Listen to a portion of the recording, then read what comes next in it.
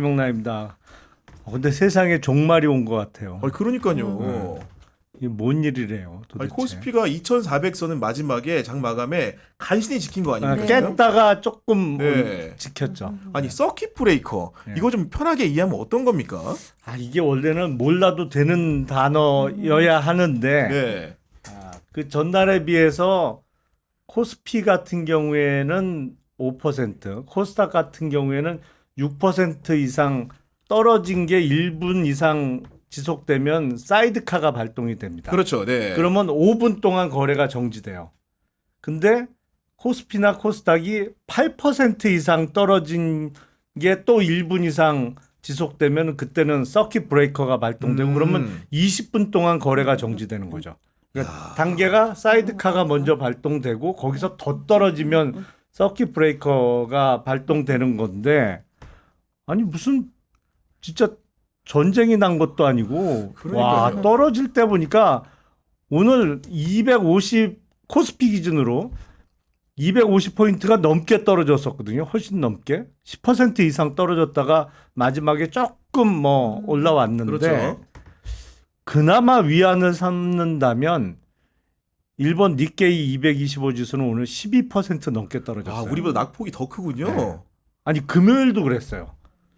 금요일도 우리가 코스피 기준으로 3% 이상 떨어졌을 때 니케이가 7% 이상 떨어졌거든요. 그러니까 떨어지는 날 일본이 우리보다 2배 이상 뭐 오늘은 2배까지는 안 됐지만 더 큰 낙폭으로 떨어지고 있어서 근데 제가 보기엔 잘은 이해는 안 돼요. 그러니까 이유가 약간 이유는 미국에서 뭐 실업률이 올라가고 이른바 리세션, 경기 침체의 확실한 시작이 왔다. 아니면 신호가 확실하게 왔다라는 이유로 떨어지기 시작하고 또 엔비디아가 왜 H100이라고 네. 칩 그거 한 개에 4만 불씩 아주 잘 팔아먹었잖아요. 근데 B200이라고 신제품이죠. 그게 설계상에 무슨 결함이 발견됐다는 거예요. 그래서 그 엔비디아 신제품이 출시가 몇 개월 늦어진다. 뭐 이런 뉴스와 더불어 AI에 대해서 과열되어 있던 거 아니냐. 뭐 이런 뉴스가 겹치면서 떨어진 건데 일단 미국의 리세션은 그거 오길 바랬던 거 아니에요? 며칠 전까지만 해도. 그러니까요. 예. 그게 확실하게 신호가 잡혀야 페드에서 금리 내린다. 그래서 이게 실업률이 오히려 올라가야 된다. 그게 굿뉴스다. 주식시장에는. 그런 논리가 며칠 전까지 통용되다가 횡행했는데. 이제는 배드 뉴스가 진짜 배드한 뉴스다. 그러면서 폭락이 시작되고 엔비디아가 그렇게 영향력이 컸나? 그러면서 이제 필라델피아 반도체 지수는 다른 S&P 500이나 이런 거에 비해서 낙폭이 컸죠. 지난주 금요일도 그렇고 뭐 낙폭이 좀 컸는데 그럼에도 불구하고 미국 S&P가 한 2%도 안 되게 떨어지는데 우리가 이렇게 8% 그게 넘게 빠진다? 네. 떨어지는 거는 조금 시장의 과민 반응 내지는 원인을 찾자면 우리 박 의원님 수학 전공이시죠? 수학자 때문이에요. 수학자들 때문이에요. 그런가요? 왜? 왜냐면 요새 프로그램 매매가 워낙 많이 활성화돼 있으니까 자동으로 팔아버리니까. 자동으로 이게 지수가 떨어지면 자동으로 매도를 막 치거든요. 그러면서 매도가 매도를 부르는 그러면서 낙폭을 계속 키워가는 측면이 있고 그리고 이 대출을 많이 땡겨서 이렇게 주식 산 분들은 이게 마진콜 오는데 돈 못 집어넣으면 반대 바로 매매 반대 당하잖아요. 매매니까. 그러니까 오늘도 반대 매매가 오전에 좀 있었던 거 아닌가. 왜냐면 금요일 날도 꽤 많이 떨어졌으니까 반대 매매도 오전에 나왔던 것이고 이 프로그램 매매에서 이 프로그램에 따라서 그냥 매도가 무조건 나온 게 이렇게 폭락을 부른 거 아닌가 싶어요. 아니 의원님 같은 경우에 소액주주 권리 운동도 많이 하시는데 개인적으로 우리 한국 주식 코스피나 코스닥 보유하고 계십니까 지금? 있죠. 갖고 계세요? 예. 오늘 혹시 뭐 피해를 당연히 갖고 계시다면 당연히 입었죠. 제가 뭐 한국 주식 시장을 상대로 숏을 치지 않는 한 피해를 입는 거죠 이런 날은. 정말로 제 주변에도 보니까 오늘 카톡창 알림이 대부분 대화의 상당수가 주식시장 낙폭에 대한 얘기밖에 없어요. 다 일이 손에 잡히지 않는 분위기더라고 보니까. 더군다나 대출 끌어다가 주식 산 분들은 진짜 피가 마르죠. 이 정도 떨어지면 그러니까요. 내일 아침에 무조건 마진콜이거든. 그 어쨌든 간에 뭐 제가 바란다고 되는 건 아니겠습니다만은 반등을 좀 했으면 좋겠다 내일은. 네. 사람들 기분이라도 좀 나아지게. 아니 그리고 프로그램을 좀 달리 짜야 될 것 같아요. 그럴 것 떨어지면 매도를 하는 게 아니고 좀 사게. 같아요. 네. 그 멀티플 포뮬러가 있어야 될 것 같은데요. 네. 그 박경림 의원님. 네. 그 문재인 정부에서 네. 청와대 대변인 이제 하셨잖아요. 요즘 같은 직역에 있는 용산 대통령실에 대변인을 보고 좀 드는 생각이 좀 있으시다고요? 지금 용산 대통령실의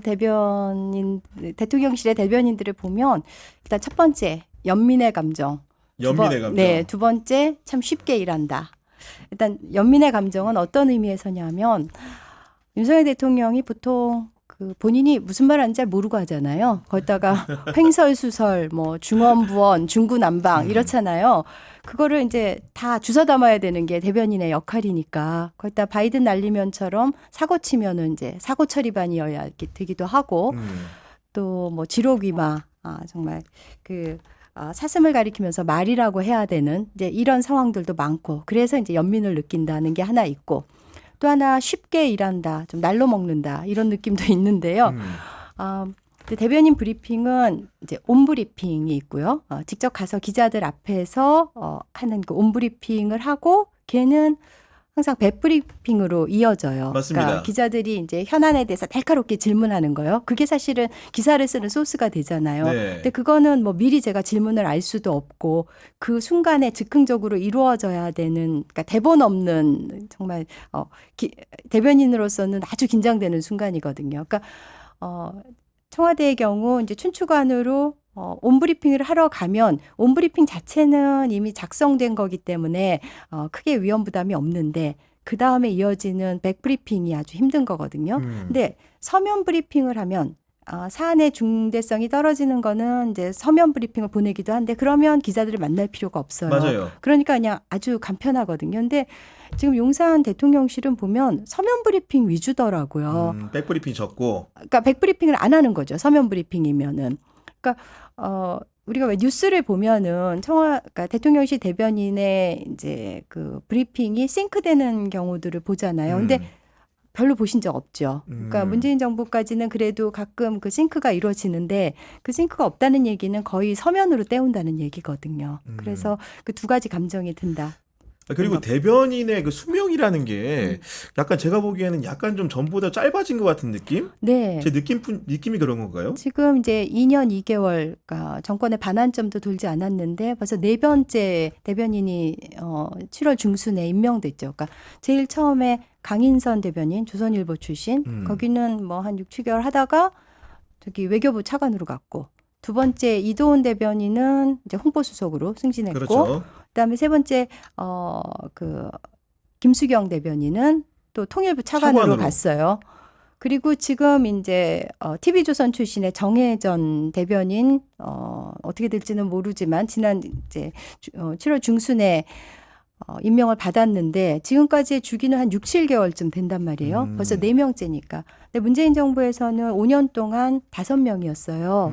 그러니까 저도 이제 1년 조금 넘게 했는데 주기가 1년은 돼야죠. 왜냐하면 국정 철학에 대해서 그래도 깊이 있게 이해를 해야 되고 그다음에 정말 대통령님의 말씀뿐 아니라 어떤 표정과 이런 것까지 이제 사실 다 숨소리까지 읽어내야 되는 게 대변인이고 사실 한 반년 지나니까 대통령님이 이쯤에서는 이런 말씀을 하실 것 같다라는 그런 감이 조금 오더라고요. 근데 그러기도 전에 지금 계속 바뀌는 거니까. 그때 부처의 차관으로 가는 것은 저는 보통 차관은 내부 승진을 하는 경우들이 많잖아요. 그리고 장관은 정무직으로 오더라도 이 차관을 이렇게 밖에서 내리꽂으면은 참 그 부처의 공무원들은 힘이 빠질 것 같아요. 그래서 그 청와대 대변인 어쨌든 1년 넘게 하셨다고 하니까 네. 문재인 정부 때 에피소드 좀 있을 것 같은데 가장 기억나는 게 어떤 겁니까? 뭐 큰 사고를 친 적은 없는데 아주 소소한 일은 한 가지 소개를 드린다면 2021년 6월에 이제 김정은 국무위원장과 미국의 제이크 설리반 국가안보보좌관하고 김여정 부부장이 이렇게 서로 말폭탄 이렇게 주고받던 때였어요. 근데 김여정 부부장이 이제 뭐 꿈보다 해몽이 좋다 이런 말을 대응을 하는 멘트를 했어요. 근데 그게 이제 제가 춘추관으로 브리핑하러 가다 보니까 속보로 떴더라고요. 그래서 이제 그걸 보면서 갔어요. 근데 이제 온 브리핑이 끝나고 나서 바로 첫 질문이 그 꿈보다 해몽에 대한 청와대 입장은 뭡니까? 라고 묻는 거예요. 근데 뭐 금방 본 거니까 사실 입장이 있을 리는 없잖아요. 네. 그래서 이제 그렇게 하려고 했는데 그냥 제 입에서 순간적으로 나온 게 아이고 이게 따끈따끈한 뉴스지요 였던 거예요. 근데 사실 그 중차대한 상황에 대해서 따끈따끈한 뉴스라는 건 좀 적절하지 않은 발언이죠. 근데 그렇다고 뭐 아주 이렇게 비판을 받을 정도는 아니었는데 그날 종폰 뉴스에서 보니까 뒤에 이제 뉴스 브리핑이라고 이렇게 살짝 여러 가지 맞아요. 좀 인포멀하게 하는 부분에서 김여정 부부장의 발언에 대해서 따끈따끈하다는 청와대 대변인의 경박한 입 이렇게 나오더라고요. 근데 제가 굉장히 잘 아는 기자였는데 참 네. 야속하긴 했지만 이제 그런 정도의 소소한 실수는 한 적이 있습니다. 아니, 그 저는 개인적으로 기억에 남는 장면이 지난 대선 결과를 둘러싼 이제 문재인 대통령이 메시지를 전할 때 갑자기 우셨어요. 왜 우시나 이게 갑자기 청와대 대변인이 왜 우나 그랬는데 네, 솔직하게 좀 말씀 좀 해주시죠. 사실 냉철함을 유지했어야 되는데 뭐 이제 송구하다는 말씀 먼저 드리고요. 근데 그때가 이제 대선 결과에 대한 대국민 메시지를 이제 제가 전하는 상황이었고, 그래서 이제 내용이 이거였어요. 낙선자와 그 지지자들에 대한 위로의 마음을 전합니다라는 이제 대통령이 말씀 부분이었는데 그때 막 머릿속에 복잡한 여러 생각들이 들더라고요. 그러니까 복합적인 마음이 이제 첫 번째 그때가 0.73% 포인트 차이의 맞아요. 석패였죠. 그런 이재명 대표에 대한 안타까움 그리고 이제 거기에 마음을 모았던 지지자들의 상실감 그리고 또 MB 정권이 들어온 후에 참여정부 인사들에 대한 어떤 광범위한 그런 핍박이 가해졌잖아요. 이제 그런 게 재현될 거라는 어떤 예상. 두려움. 네. 네, 그리고 또 우리 사회가 경험하게 될 어떤 퇴행에 대한 예감, 불길한 예감 이런 거였는데 사실 그 예감은 너무나 잘 맞았고 제가 생각한 것보다도 더 그 거대한 퇴행이 일어나고 있는데 어쨌든 그런 게 갑자기 복합적으로 몰려오면서 그냥 마음이 좀 무너져 내리면서 그런 상황이 됐는데 제가 그냥 한마디로 분해서 우셨던 거죠. 그거 아니에요? 한마디로 정리하면 분해서. 아니 저 여러 가지 생각이 교차했다니까요. 의원님도 원내대변인 하셨잖아요. 정당에서 예, 하셨을 때 기자의 별일 다 겪던데 이렇게 뭐 슬픈 감정이 복받쳐 올 때가 있으셨어요 혹시? 글쎄요. 그때는 저희가 이제 여당에 제가 그렇죠. 몸을 담았을 예. 때 원내대변인을 해서 뭐 그렇게 분할 일은 별로 없었던 걸로 기억을 해요. 그러니까 뭔가 우는 거는 의원님은 잘 안 어울려요. 혼내는 건 약간 떠오르는데 우는 거는 잘 상상이 잘 안 가는 상황인데